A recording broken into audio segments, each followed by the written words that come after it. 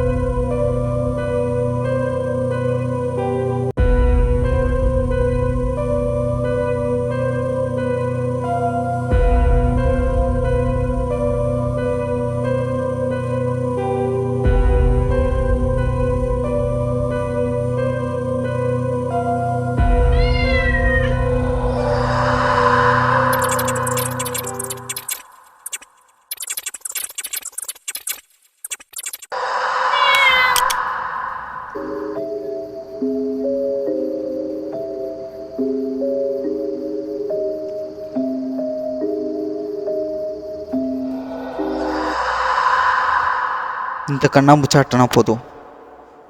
எங்கே இருக்க? என் முன்னாடி வந்து பேசு. பேசலாம், தாராளமாக பேசலாம்.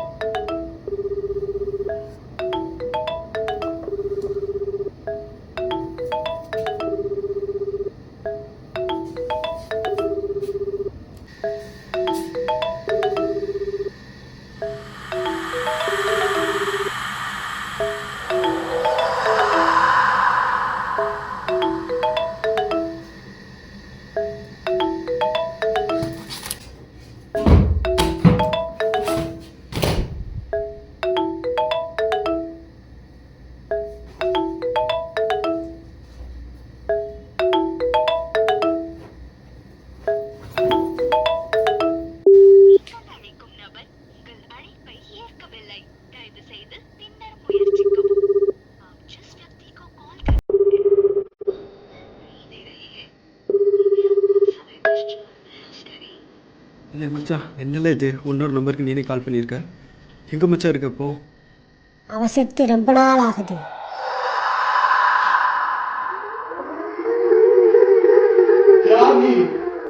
உங்களுக்கு என்னதான் வேணும்? எதுக்கு அவனை கொன்ன? அவன் சாக வேண்டியவன் தான். கொஞ்சம் கொஞ்சமா என் கையாலே கொன்னுட்டான்.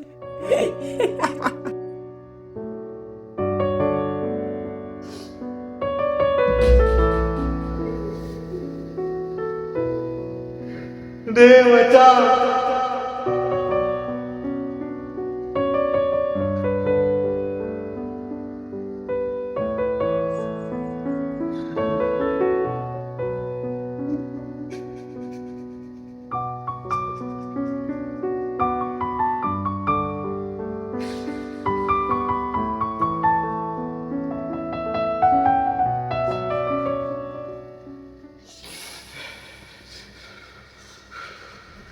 ஜெய், நீ பேயா நாள் இருந்துட்டு போ.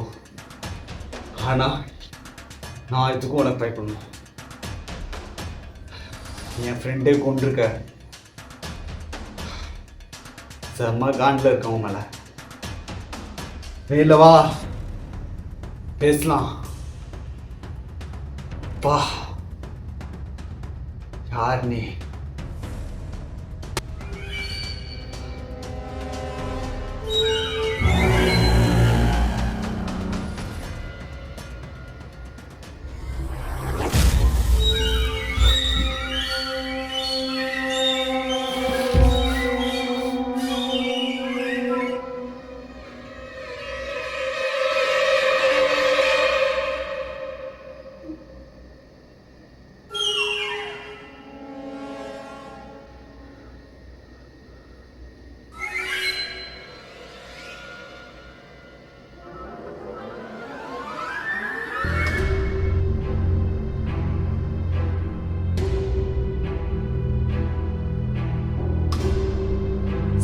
பேய் தான். உனக்கு நான் ஏன் பயப்படணும்? உன்னை கொண்டவங்கள தான் நீ கொண்டுட்டில்ல, என்ன ஏன் இப்போ பிடிச்சி வச்சு டார்ச்சர் பண்ணிக்கிட்டு இருக்க? பசங்கனால எல்லாரும் கெட்டவங்க தானே, எல்லாரும் சாக வேண்டியவங்க தான். அப்படி என்ன பண்ணிட்டாங்க பசங்க உன்னை? நீ நியூஸ்லாம் படிக்கிறது இல்லையா? சென்னையில் 16 வயது சிறுமியை கற்பழித்து கொடுமை செய்து கொலை செய்து எரித்து கிணற்றில் கரைத்த கும்பல். இந்த நியூஸ்லாம் இப்போ கேட்டாலும் எனக்கே கஷ்டமாக தான் இருக்கும். அதுக்குன்னு எல்லா பசங்களும் அப்படி இல்லை. என்னை பற்றின நியூஸ் உனக்கு தெரிஞ்சிருந்தா நீ இப்படி நான் பேசியிருக்கவே மாட்டேன். 20 நிமிஷம்.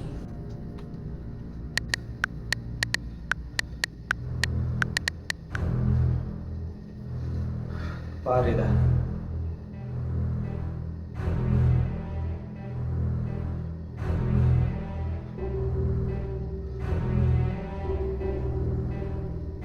நீ உங்க அக்கா காண்டி கொலை பண்ணது, போலீஸ் தெரியாம சென்னை ஓடி வந்தது எல்லாமே எனக்கு தெரியும். என்னது? இதெல்லாம் ஆல்ரெடி தெரியுமா உனக்கு? ஆமா, நடந்ததும் தெரியும், நீ நடக்க வேண்டியதும் தெரியும். நான் தான் உன்னை பிளான் பண்ணி வர வச்சேன். என்ன ஏன் இப்போ வர வச்சிருக்கா? என் சாவுக்கு காரணமாக இருந்த 2 பேரை நானே கொண்டுட்டேன். ஆனால் ஒருத்தன் மட்டும் பணத்தோடையும் பதவியோடையும் அவன் அப்பங்கூட பாதுகாப்பாக இருக்கான். அவனை நீங்கள் கூட்டு வரணும். முதல்ல உனக்கு என்ன நடந்துச்சு அதை சொல்லு. என்னோட பேர் கண்மணி. எனக்கு பிறந்ததுலேருந்தே கண்ணு தெரியாது. கண்ணு தெரியாட்டாலும் பரவாயில்ல, என்னோட வாழ்க்கை கலர்ஃபுல்லாக தான் இருந்துச்சு. உன்னோட ஃப்ரெண்ட்ஸ், இந்த கூட்டம், அவங்க எல்லாம் வராமல் இருந்திருந்தா அது அப்படியே இருந்திருக்கும். நான் அவங்கள்ட்ட கெஞ்சினேன், வேணாண்ணா விட்டுருங்கண்ணா, முடியலண்ணா அப்படின்னு கெஞ்சினேன்.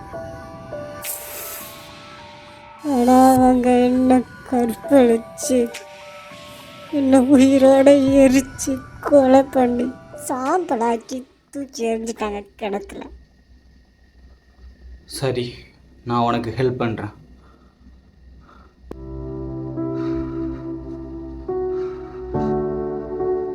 எல்லாரையும் கொள்ளலாம்.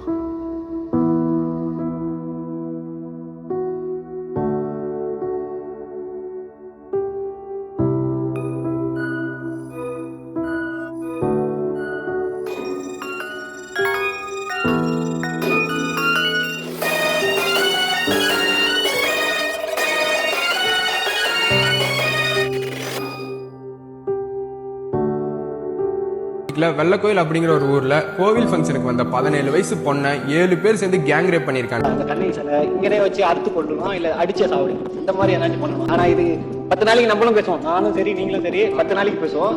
11ஆம் நாள் விட்டுருவோம் ப்ரோ. அது அடுத்து என்னாச்சும் வரும், இல்ல அடுத்து இன்ஸ்டாகிராம் ரோல் தள்ளிட்டு போயிட்டே இருக்கும். இதுக்கு ஏதாச்சும் ஒரு முடிவு பண்ணணும், இல்லைன்னா வெளிநாட்டுல எல்லாம் கழுத்து விட்டுறாங்க பார்த்தீங்களா, அந்த மாதிரி ஒரு சட்டத்தை கொண்டு வரணும். ஜஸ்டிஸ் ஃபார் நிர்பயான் பேசிட்டு இருந்தோம், ஜஸ்டிஸ் ஃபார் ஆசிஃபான் பேசிட்டு இருந்தோம். அந்த ஹேஷ்டாக் ஜஸ்டிஸ் இப்ப வரைக்கும் மாறல. அதுக்கு பக்கத்துல இருக்கக்கூடிய அந்த பெண்களுடைய பெயர் தான் மாறிட்டு இருக்கு. அந்த பொண்ணுக்காக கண்ணீர் விட கோவப்பட அது என் பொண்ணாதான் இருக்கணுமா? என்னுடைய சகோதரனுடைய பொண்ணா, என்ன நெருங்கிய நண்பருடைய பொண்ணா? உத்தரப்பிரதேஷில் வந்து காசியாபாத்தில் 2 முஸ்லீம் குழந்தைங்க வந்து, ஒரு பொண்ணுக்கு வந்து 9 வயசு, இன்னொரு பொண்ணுக்கு வந்து 5 வயசு. ஒரு முஸ்லீமுடைய பொண்ணா இருந்தா இவ்வளவு கண்ணீர் விடக்கூடாதா? அது என்ன? இதுவே கடைசியாக இருக்கட்டும்னு பல ஸ்கூல் குழந்தைகள் நம்ம சொல்லிட்டு, இதுக்கு முன்னாடி பொன்தான் இறந்ததாக இருக்கட்டும், கரூர் இன்சிடென்ட்டாக இருக்கட்டும், சென்னையில் நடந்த இன்சிடென்ட்டாக இருக்கட்டும், நிறையா விஷயங்களுக்கு நாம் இதுவே கடைசியாக இருக்கட்டும் சொல்லிக்கிட்டு தான் இருக்கோமே தவிர, ஆனால் இது கடைசியாக இருக்கிறதே கிடையாது. இந்தியாவில் ஒரு நாளைக்கு 86 ரேப் கேசஸ் வந்துட்டு ஃபைல் ஆகுது. என்ன வீரா சொல்ற 86 ரேப் கேசஸ் அப்படின்னு கேட்டீங்கன்னா, ஆமாங்க, NCRB அப்படிங்கிற ஒரு கிரிமினல் வெப்சைட் 2017 இருந்து 2022 வரைக்கும் இந்தியால ஒரு நாளைக்கு 86 ரேப் கேசஸ் ஃபைல் ஆகுது அப்படின்னு ஒரு சென்சஸ் ரிலீஸ் பண்ணிருக்காங்க. அது மட்டும் இல்லாம 2022ல மட்டுமே 4,45,256 ரேப் கேசஸ் வந்துட்டு இந்தியால ரிப்போர்ட் ஆயிருக்கு. சோ இதுல வந்துட்டு கேங் ரேப் எத்தனை, சைல்ட் ரேப் எத்தனை, ரேப் அண்ட் மர்டர் எத்தனை, எந்தெந்த ஸ்டேட்ல எவ்வளவு ரேப் கேசஸ் ஃபைல் ஆயிருக்கு அப்படிங்கிற ஒட்டுமொத்த சென்சஸையும் ஃபர்ஸ்ட் போஸ்ட் அப்படிங்கிற ஒரு பப்ளிக் வெப்சைட்ல ஒரு டாக்குமெண்ட் ரிலீஸ் பண்ணிருக்காங்க. இதெல்லாம் நான் எதுக்கு சொல்லிட்டு இருக்கேன் அப்படின்னா, இன்னைக்கு ரீசெண்ட் டைம்ஸ்ல இந்தியால நிறைய ரேப் கேசஸ் மட்டும் ஃபைல் ஆயிட்டு இருக்கு. சோ இதுக்கு முன்னாடியும் இதெல்லாம் நடந்துட்டு இருந்துச்சு. சோ இந்த ரேப் பண்றதுக்கு இவங்களுக்கு எங்க இருந்து தைரியம் வருது? சோ இந்தியால இந்த ரேப் பண்றவங்களுக்கு ஒரு தக்க தண்டனை வழங்குறது இல்லையோ அப்படின்னு சொல்லி எனக்கு தோணுது. India is the most unsafe country for உமன்ல ஃபர்ஸ்ட் பிளேஸ்ல இருக்கு.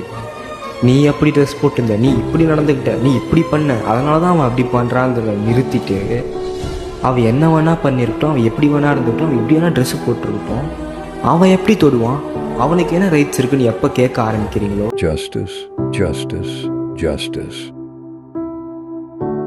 என்ன மக்களே, இந்தியாவில் இருக்கிற பொண்ணுங்களுக்கு மட்டும் ஜஸ்டிஸ் கேட்டு ஹேஷ்டேக் போட்டு போர் அடிச்சிருச்சு இல்லை நமக்குலாம். அதனால தான் இப்போ ஸ்பெயின்லேருந்து வந்தவங்களுக்கும் நம்ம ஹேஷ்டேக் போட ஆரம்பிச்சிட்டோம். ஆனால் அதே பொலிட்டிக்கல் ரீசன்னால 4 நல்ல பெயிலில் விட்டுருவீங்க. திருப்பி அவன் வந்து இந்த கண்ட்ரியில் இருக்க பொண்ணையோ இல்லை அடுத்த கண்ட்ரியில் இருக்க பொண்ணையோ ரேப் தான் பண்ண போகிறான். ஜஸ்டிஸ் அப்படின்னா என்னன்னு தெரியுமாடா அவங்களுக்குலாம்? தப்பு செஞ்சா அதுக்கு கிடைக்கிற தண்டனையை பார்த்து அதே தப்பை இன்னொருத்தன் செய்யக்கூடாது. அதுதான் ஆக்சுவலா விக்டிம்க்கு கிடைச்ச ஜஸ்டிஸ். தண்டனைகள் கடுமையாக்கப்பட்டாதான் குற்றங்கள் குறையும்னு எத்தனை பேர் உங்களுக்கு, எத்தனை தலைவர்கள் வந்து உங்களுக்கு எல்லாம் சொல்லணும். தண்டனையும் கடுமையாகல, இங்க குற்றங்களும் குறையல, ஹேஷ்டேக்ஸ் மட்டும் மாறிக்கிட்டே இருக்கு. என்ன பண்றது? என்னால இந்த வீடியோ மட்டும் தான் போட முடியும், ஹேஷ்டேக் மட்டும் தான் போட முடியும். இதை நீங்க ஒரு 4 பேருக்கு ஷேர் பண்ண தான் முடியும். நம்மளால சட்டத்தை திருத்தி எழுத முடியாதுல்ல. சட்டத்தை திருத்தி எழுதுற படிப்பை நானும் படிக்கல, இந்த வீடியோ பாக்குற நீங்களும் படிக்கல. ஆனா படிச்சவங்க என்ன பண்றான்? மரியாதை இல்லாம பேசிட்டேனா சாரி, எனக்கு அவ்வளவுதாங்க அறிவு. படிச்சவங்க நீங்களாம் என்ன பண்றீங்க? ரேப்ஸ் கம்மி பண்றதுக்கு ஒரே ஒரு சொல்யூஷன் இருக்கு. ஆனா மேபி அதை சொன்னா என்ன பூமன் சொல்லலாம், இல்லைன்னா பயணத்தை நிறைய பேர் திட்டலாம். ஏன்னா மோஸ்ட் ஆஃப் ரேப்ஸ் நடக்கிறது வந்து நைட் தான் நடக்குது. ஸோ அதனால ஒரு ரூலே கொண்டு வரலாம்.